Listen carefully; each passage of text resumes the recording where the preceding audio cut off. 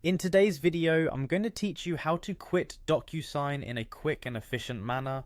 This process is straightforward and doesn't require much time, so let's dive right in and get you through it within the next 5 minutes. First, you'll want to open your internet browser and head over to the official Docusign website. It's always a good idea to go directly to the source when dealing with any service account closures. Once you're there, identify the prominent login button, which should be easy to spot on the top right corner of the homepage.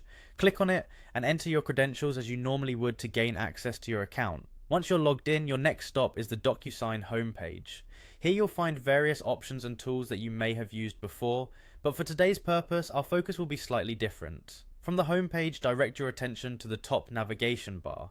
Look for the option labeled Admin and give it a click. This is where you'll find the administrative controls that will allow you to manage your account settings, including your subscription details. After clicking on Admin, look for the Plan and Billing section.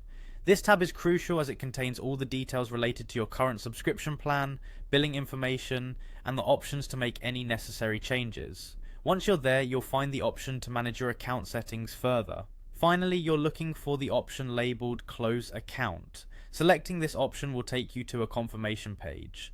Confirming here will set the process in motion to close your Docusign account. It's important to ensure that you have backed up any documents or information you might need, as access will be restricted once the closure process is complete. If you have any second thoughts, this is the step where you can reconsider or contact Docusign support for guidance. It's as simple as that. Following these steps will ensure that you can quit Docusign smoothly. It's always handy to keep track of your subscription services and make changes as necessary to align with your current needs. Thank you so much for tuning into this quick guide.